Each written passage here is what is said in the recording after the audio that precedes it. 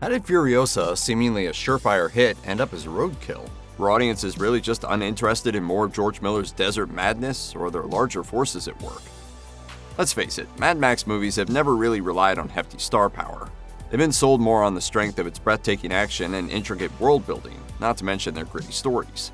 Fury Road was a visual onslaught, a balls-to-the-wall, non-stop thrill ride that captivated even the most skeptical critics who have a hard time with action movies. So why did Furiosa, a Mad Max saga, barely scratch $32 million domestically in its opening weekend? We might blame the marketing. Trailers for the film didn't do enough in our eyes to set itself apart from Fury Road. With none of the same stars but several of the same characters, some fans watching the pre-release hype might not have been sold, especially as the early footage made it seem like the same roller coaster ride as the previous film. But critics and audiences have remarked that it's not nearly as action-packed, being a somewhat slower, more dramatic story than the fast-paced Fury Road. That may have led to some early disappointment, or at least a sense for some fans that it wasn't a must-watch in theaters. You have it in you to make it epic. More broadly, though, the excitement surrounding Furiosa also seemed dim by comparison to the last movie. The buzz was through the roof in 2015, especially as a rare R-rated blockbuster, but in the years since, acclaimed adult genre movies have upped their game, with the likes of Deadpool and Joker making it harder for Furiosa to stand out. It's certainly no secret that Hollywood is facing an existential crisis of sorts in 2024, 4 years after the COVID-19 pandemic forced the closure of cinemas across the world. True, ticket sales have rebounded from the first reopenings in 2021, with last year bringing in more than quadruple the amounts collected in 2020. Yet the roughly $9 billion earned across all markets in 2023 was still a steep step below what the industry amassed in 2019 before the pandemic, and 2024 isn't off to a good start. Prior to Furiosa, a Mad Max saga landing like a ton of bricks in late May, The Fall Guy, the Ryan Gosling starring remake of the 80s classic TV series, was a huge dud. Overall, ticket sales aren't looking good for 2024, whether it's an established franchise or a high-profile film with a major star attached. The reality is, the movie-going experience may simply never be what it once was. The biggest barrier for Furiosa might be the poor performance of theaters in general. It also doesn't help that the masses saw Dune Part 2 go from its theatrical launch of March 1st to streaming on Max on May 21st, which is less than 12 weeks going from theaters to Warner Bros. Streaming service. A number of would-be Furiosa viewers probably saw how quickly Dune Part 2 hit Max and decided to wait it out to watch the film in the comforts of their own home. Prequel movies have a long history in Hollywood, but the past 25 years have made them polarizing. With the release of the Star Wars prequels, they became an especially touchy subject, especially for fans of science fiction. Ah, boy. I'm just so tired of all these Star Wars. A prequel to Mad Max Fury Road may have faced bigger uphill challenges than most, too. For starters, the series is arguably devoid of any serious continuity, at least not the kind that stands up to serious scrutiny. Furiosa even acknowledges this, suggesting that every story in the saga is merely a half-remembered folktale of sorts. Nevertheless, audiences can't be blamed for being less interested in Furiosa's origins as they were eager to see where Furiosa went next after Fury Road. That film left a tantalizing door open, with Furiosa taking control of the massive Citadel once ruled by the tyrannical and mordant Joe.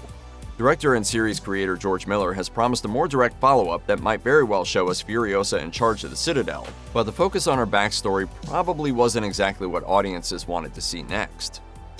Despite the outpouring of love for the character of Furiosa after Furiosa Mad Max Saga, the fact that the film was a spin-off with no connection to the title character could be hurting the film's box office tallies. Spoiler alert, Max himself does make a brief appearance, but it's more the Easter egg variety than any kind of actual supporting role. This is the history of the wasteland, whispered to me by Furiosa herself. Gripes about a lack of Mad Max in a Mad Max film reached a fever pitch in 2015 when Fury Road hit theaters, as many complained that it was barely about Max at all. Some even complained that the previous movie was already a Furiosa movie in everything but name, upset that the series had put another character into the spotlight. Flash forward to 2024, and instead of a sequel, fans got a spin-off, with Max appearing only as a token cameo. And veering so far from the character of Max for an actual Furiosa spin-off may have been the final straw for many fans. It's certainly accepted by most moviegoers that when a blockbuster film rakes in hundreds of millions of dollars, it's probably going to get a sequel in short order. So when the R-rated Mad Max Fury Road ended its run just shy of $400 million, many probably expected a sequel to follow quickly. Unfortunately, numerous delays, not the least of which were COVID-19 in 2020 and Hollywood work stoppages in 2023, meant it was almost 10 years before a new Mad Max Saga hit cinemas. Though some waits can be good for building anticipation, the lengthy time between Fury Road and Furiosa may actually have been too long to maintain such fervent fan enthusiasm. After all, Mad Max isn't exactly Marvel, Star Wars, or The Fast and the Furious, and it's possible that only the franchise's biggest fans were lured back to theaters. Wider audiences who got hooked on Fury Road may simply have lost interest over time. As an origin story for Furiosa, the jump backwards in time forced what is arguably the movie's biggest flaw: the lack of Academy Award winner Charlize Theron. Because it's a prequel and Theron is now almost in her 50s, Furiosa, a Mad Max saga, had to ditch the very thing that made the character so memorable in Mad Max Fury Road. I'm Furiosa! With a caveat that Theron's successor, Anya Taylor-Joy, does a solid job of replacing the Fury Road star. It was Theron who established the role, and it was she who audiences were clamoring to star in a Furiosa spin-off. Her scene-stealing turn as a character established her as a bona fide action hero, and even those who wanted more of Tom Hardy as Mad Max had to admit she was a dominant force to be reckoned with. Without her, mass audiences and die-hard fans alike may not have been interested in a new take on the character Theron made famous. Any other movie that receives such glowing reviews would probably be sending scores of fans to the theater. Nevertheless, Furiosa Mad Max Saga is leaving many sitting on the couch, and that could have a lot to do with its predecessor, Mad Max Fury Road, and the overwhelming positive reception it received and still holds to this day. Immediately on release, Fury Road was regarded as an instant classic that transcended both science fiction and action genres. It was a cinematic achievement that few had predicted, even with director George Miller's past track record. As a result, Furiosa was always going to be released in the face of lofty expectations that it was unlikely to ever meet, both critically and financially. After all, Fury Road was something of a surprise smash hit as a legacy sequel to a somewhat forgotten franchise that didn't even bring back its main star. Unfortunately, the movie landscape is very different 9 years later, and the odds Miller could match or exceed Fury Road were slim. It might have been wiser to keep expectations a bit more modest. Without Theron and without Max star Tom Hardy, the film loses both of the previous movie's stars, and there's no surefire, bankable Hollywood star to carry the story in their place. Granted, Avengers star Chris Hemsworth plays the movie's villain, the wasteland warlord Dr. Dementus. But the reality is Hemsworth has never really been a huge box office draw outside of the MCU, while Theron's replacement, Anya Taylor-Joy, has only ever had success in smaller, more intimate dramas, and mostly on TV and streaming. Most of her major films had her in supporting roles, such as in Doom Part 2, The Northman, and the much-maligned New Mutants.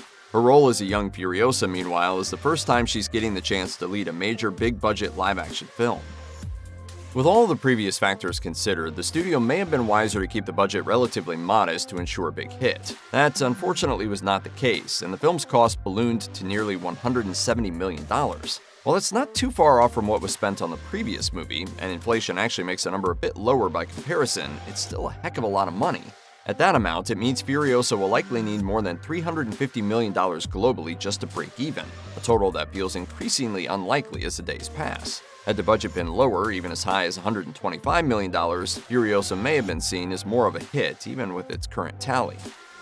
The term blockbuster fatigue has been thrown around for decades, but lately the notion that audiences are growing weary of over-the-top, big-budget action movies has become difficult to ignore.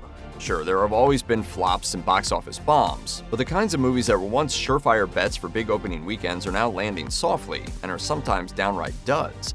The Marvels, Indiana Jones and the Dial of Destiny, and The Flash all struggled upon their release. Some might chalk this up to those movies being given modest reviews, but even Guardians of the Galaxy Volume 3 struggled mightily. Despite all the excitement of director James Gunn returning to the director's chair after a controversial firing, the threequel couldn't come close to matching the opening weekend totals of Volume 2. For our money, that might be the strongest evidence from 2023 that theaters are simply struggling to attract audiences to even the biggest movies. With all this in mind, the disappointment of Furiosa, a Mad Max saga, especially in comparison to its predecessor Fury Road, begins to make a bit more sense. It's possible that moviegoers are just not as excited about these kinds of movies as they were in the past. When Mad Max Fury Road arrived in 2015, bringing in an impressive $380 million at the worldwide box office, it's easy to think it would have led to a string of sequels. Director George Miller was all too happy to discuss that possibility too, and within a few years he was tossing out tentative plans for spin-offs and sequels that seemed poised to keep the franchise in blockbuster territory for years to come. Thanks to a 9-year wait and a lackluster opening weekend for Furiosa Mad Max Saga, however, it's fair to wonder whether those plans will ever come to fruition. Miller has talked about wanting to do a direct sequel to Fury Road, tentatively titled Mad Max The Wasteland, which was said to already be in pre-production when Furiosa was being filmed. Meanwhile, a follow-up to Furiosa, a second prequel that continues the story of her early days, has also been teased by Miller. Even if a direct Fury Road follow-up were to happen with its original cast, though, the studio may be hesitant to return to the well at all if Furiosa doesn't fix its sagging box office totals. It's possible that good word of mouth could help propel Furiosa to become a hit over time. Big numbers on Blu-ray and heavy watch totals on streaming could do a lot to boost the film, but at this point, the future of Mad Max may be staring over a precipice.